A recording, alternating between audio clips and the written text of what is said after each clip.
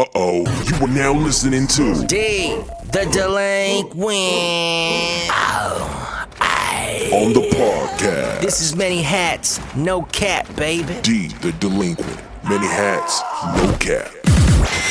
Welcome to Many Hats, No Cap with Delinquent. Yo, has a fight ever broken out at your place of work?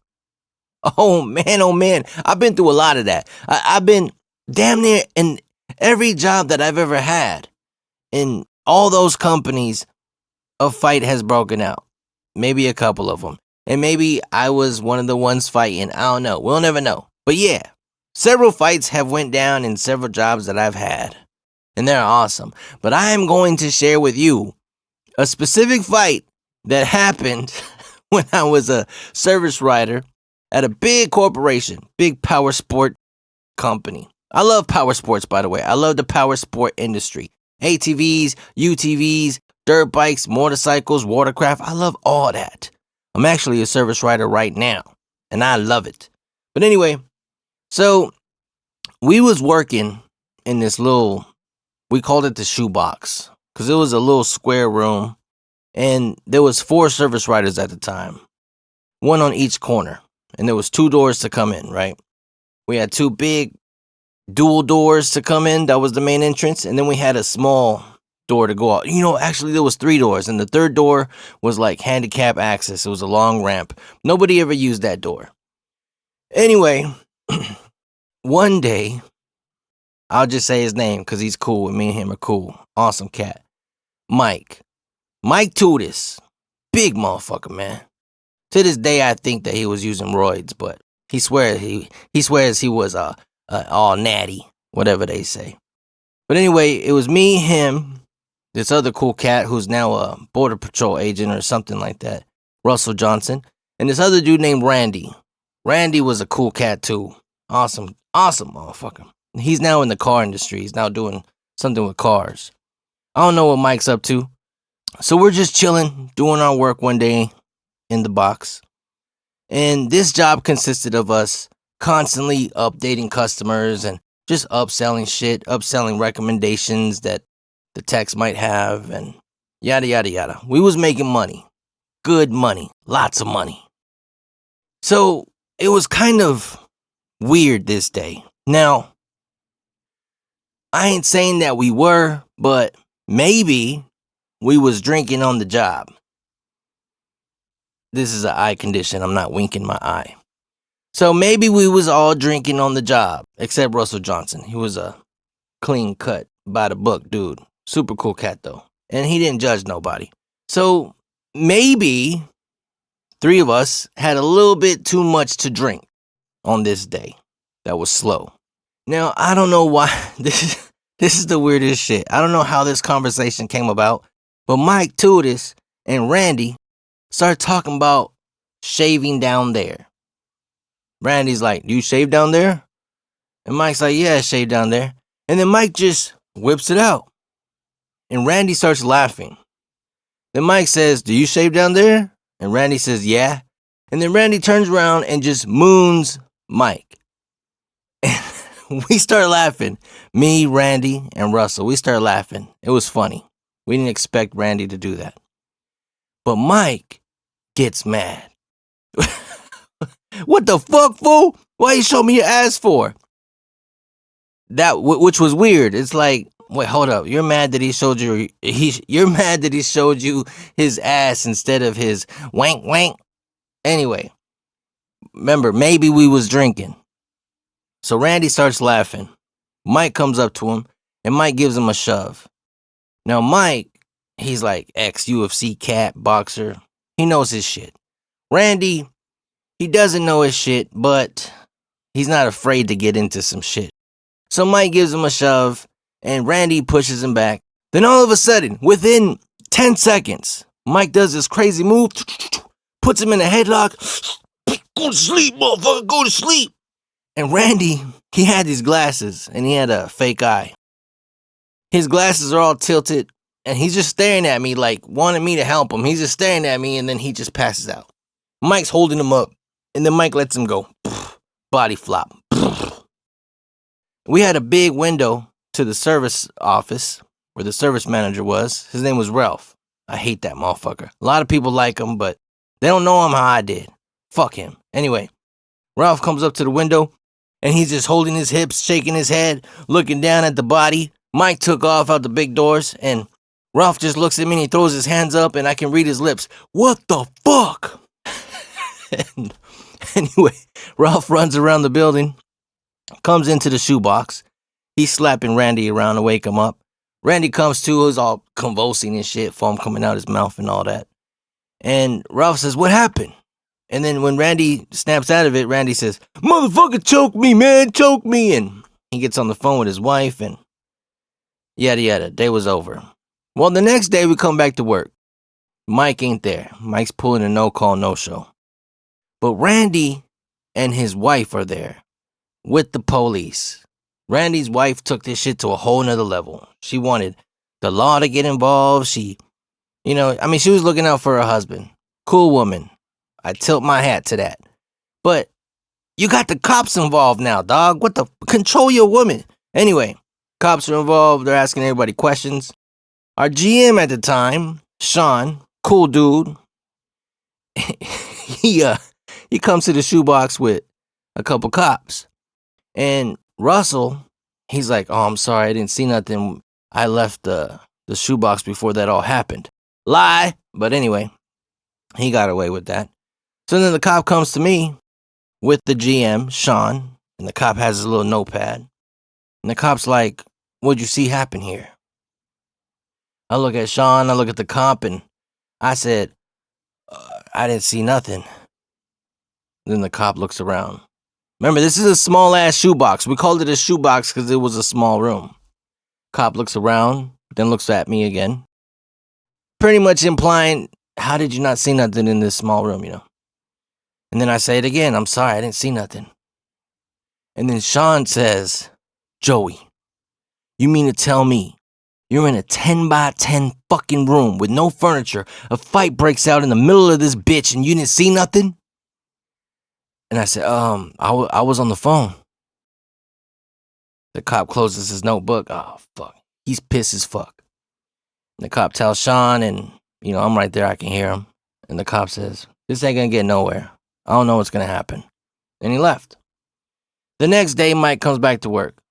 We're all quiet. It's all awkward in the shoebox. Mike just says out of nowhere. This is like halfway through the day. I think the silence and the vibes and all that tension in the room Mike couldn't deal with it. Because Mike's a good dude. Mike really is a good dude. But short temper. Anyway, Mike says out of nowhere, loud, I'm sorry, Randy. And he walks over to Randy, hugs him.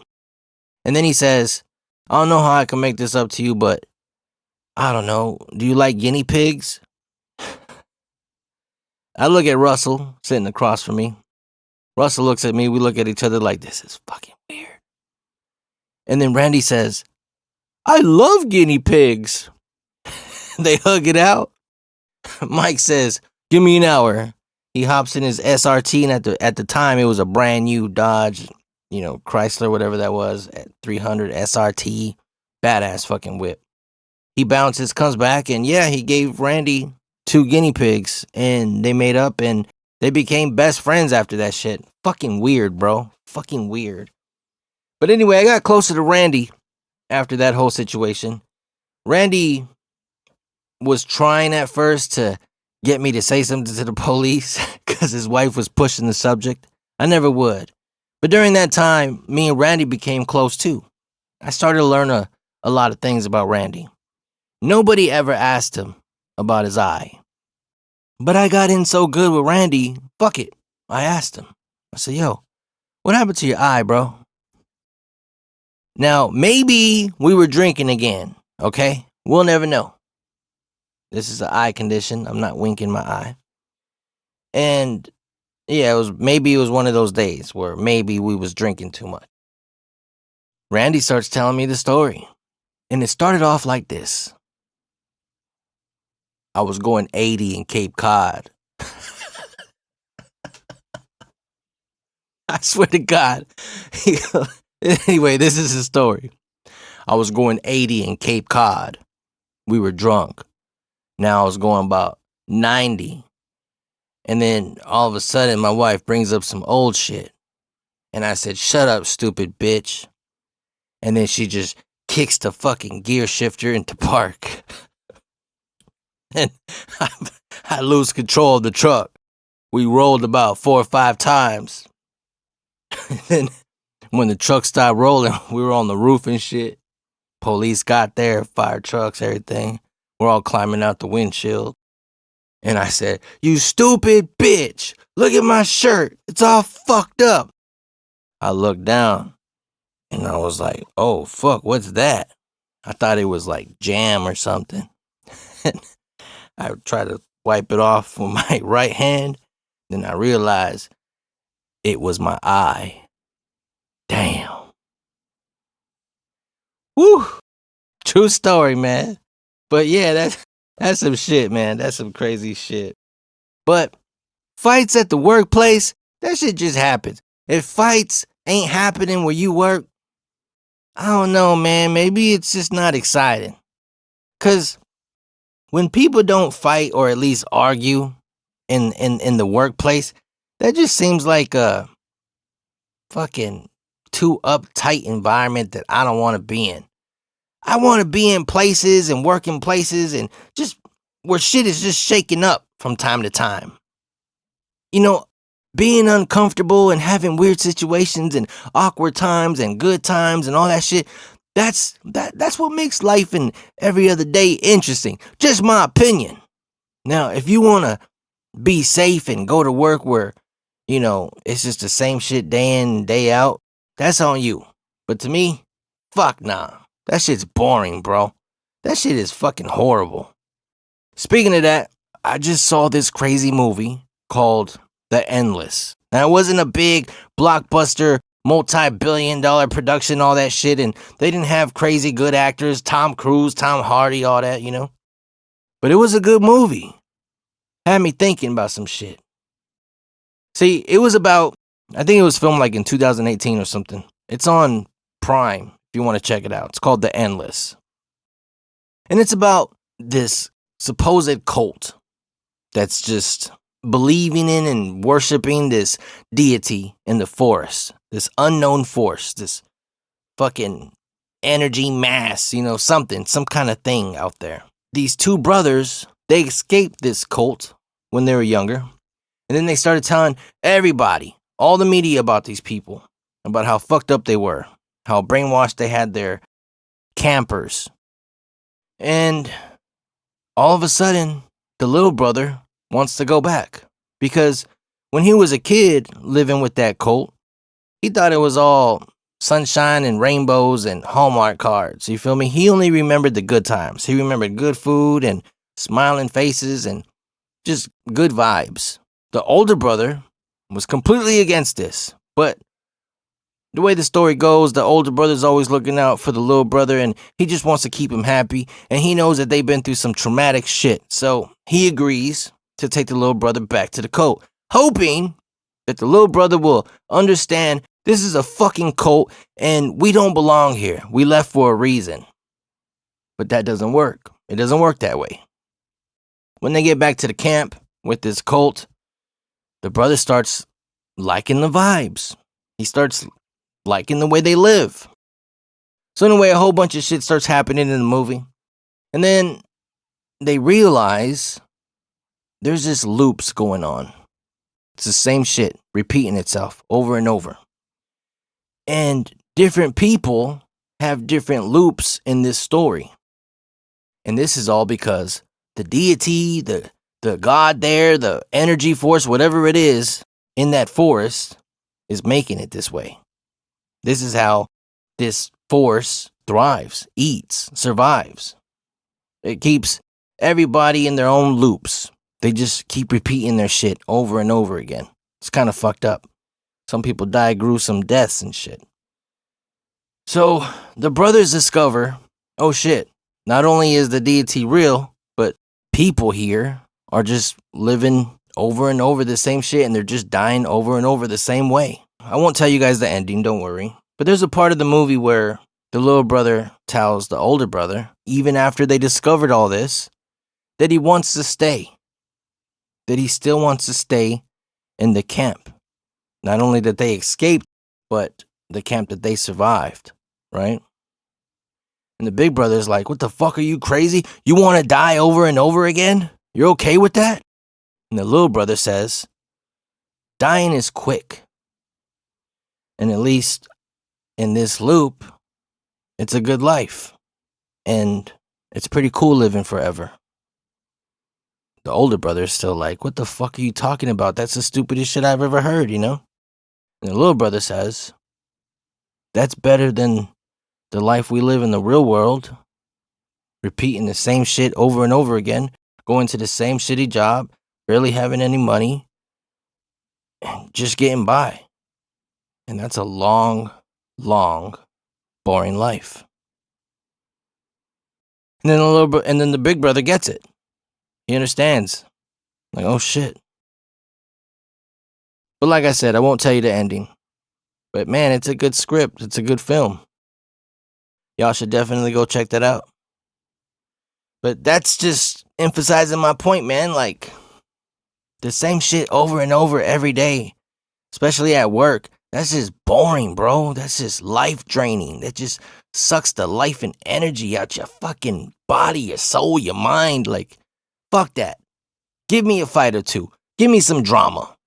A lot of companies are like, no gossip in here. Nah, fuck that. I'll take some gossip. It keeps shit exciting. I think that's why I'm really happy where I'm at today. Not that, we have nothing but gossipers and fights and shit. But no, it's a family-owned business. It's not a corporation. There's no HR there. But everybody gets along and people argue. Tensions raise. People have disagreements. And then there's a shit ton of funny, good, happy times. But every day is different. Even though we're always offering the same shit. I'd take that over anything else. You feel me? Ladies and gentlemen, just don't get stuck in a loop. Many hats, no cap.